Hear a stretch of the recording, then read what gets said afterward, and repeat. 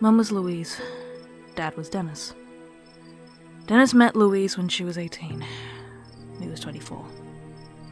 Total surprise, a year later, my brother Denny. And me, less of a surprise, I guess. Dad starts working in a coal mine. It's, more money.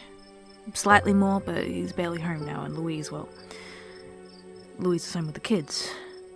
But she's basically a kid herself. A kid with 2 kids, and a husband 600 meters down. So, she does what kids do. She plays. So, Dad's underground, and Mum's under some bloke, and... the thing about a coal mine... well, the thing I think about most now I'm older. No plants down there. No life at all. See, these men... we send them down to this dark mess, digging for something dead. So... dead, that it's now lumps of dead things, so old and lifeless that they will literally burn, and that was his life, while she did whatever she could to feel alive. All that death, that dark, powdery death that's all over his face, his hands, his fucking lungs when he comes up. There's not a leaf, not a branch, not a flower in his world, and when he finally climbs out of that grave, finally climbs back to the world of the living, they laugh at him. They laugh because a whole town knows that the new baby, my little brother Mikey, isn't his. So, Dennis buries his head in the soot and they praise him for the loyalty, while they mock him for a cuckold. Lewis, on the other hand, call a spade and they call my mum a whore. Call the daughter one too, bully her at school and the streets. Never makes its way home. Little Denny piles on, tries to save his own skin by blaming all the females in the family, and in 67, Louise bolts. She splits, and I come home to find Mikey. Alone. Screaming his little head off. He's still a baby and he doesn't understand what he's done wrong. I try and take care of him, but I'm just a kid. Kids can't raise kids. I forget things. Like watching over a pot when it boils. So one day there's an accident. Social services get involved and we're split up. Dad did his best. He's spent so long underground, didn't know what to do with a kid, let alone 3 kids. So he disappeared into the dirt. Then, do his foster care. Just a bunch of stale, perverted men with bitter wives, hoping to make a few quid by taking care of the local trash. I left for London pretty soon after that. Got myself in all sorts of trouble there. Wound up serving a couple of years. And it's there I start gardening. Busy work for idle hands. But I fucking love it. Love it. And it's so clear then how people aren't worth it. But plants, you pour your love and your effort and your nourishment into them, and you see where it goes. You watch them grow and it all makes sense. So yeah, everyone is exhaustive, even the best ones. But sometimes, once in a blue goddamn moon, I guess, someone, like this moonflower, just might be worth the effort. Look, I know you're struggling. I see it. I know you're carrying this guilt around, but I also know that you don't decide who lives and who doesn't. I'm sorry, Danny, but you don't. Humans are organic. It's a fact. We're meant to die. It's natural. Beautiful. And it all breaks down and rises back up and breaks down again, and every living thing grows out of every dying thing. We leave more life behind us to take our place. That life refreshes and recycles, and on it goes. And that is so much better than that life getting crushed deep down in the dirt into a rock that will burn if it's old enough. So much better to see the leafling and flower. We leave more life behind to take our place. Like this moonflower. It's where all its beauty lies, you know. In the mortality of the thing.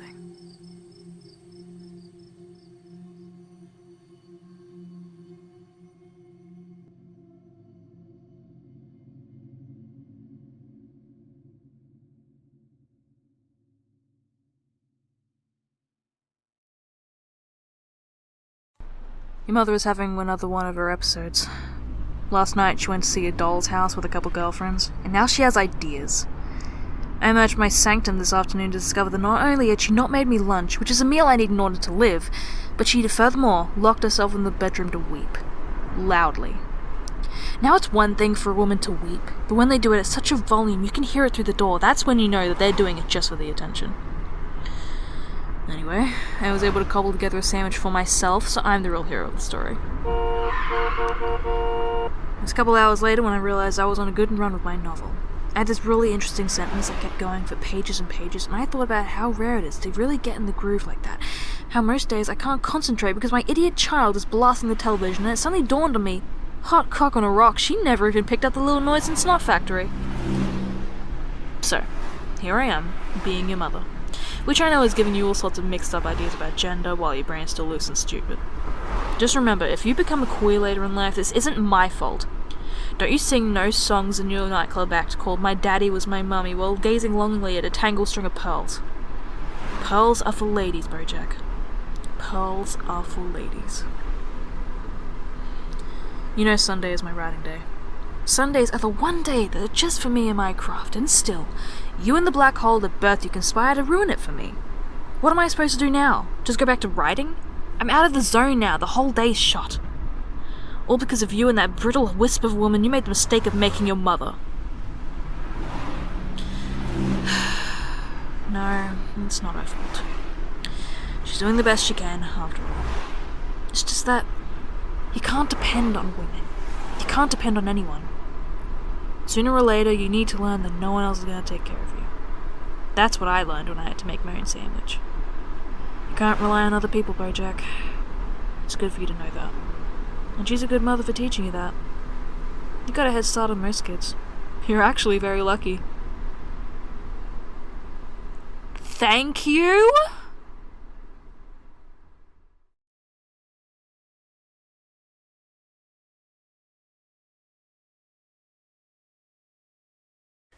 You want to know why I did it? I touched Nell because I had to know. You know what I'm talking about. Don't pretend that you don't. You know what happens when I touch people. A part of you knows. It always has. I had to know, and I touched her. And I felt nothing.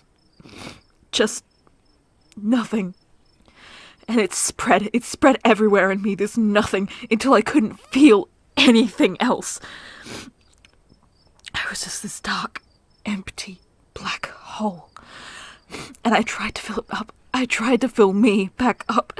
I called Trish and she came right away and I felt nothing. And then I tried to mourn at the wake and I felt nothing, and so I drank and nothing worked.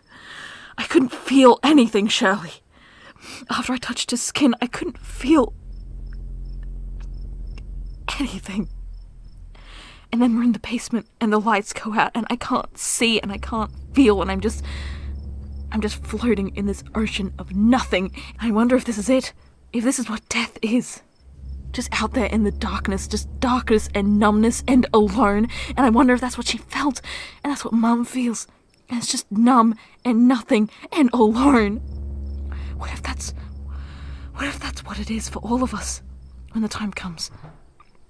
And then the lights came on. And there he was, and I didn't see him. I didn't see him. He was a light in the darkness. He was a life preserver in the ocean. I reached for him because I had to feel something. I had to feel anything. And I didn't see him. I didn't see him. I didn't see him. I didn't see him. I didn't see him. And he stopped me. He stopped me. He took my hands and he said no. And then I saw him. And then you walked in. God, I'm so glad I did it though. Because it worked. Oh, God, it worked. I started feeling things again. And I felt pain, and I felt grief, and I felt scared. I felt so fucking scared that I was gonna lose the only sister that I had left. And honestly, I had to do it, because it felt better than nothing. That thorough fucking shame was so much better than that horrible, empty nothing. I can't. Shirley, please. I am so sorry. I'm so sorry. Please, just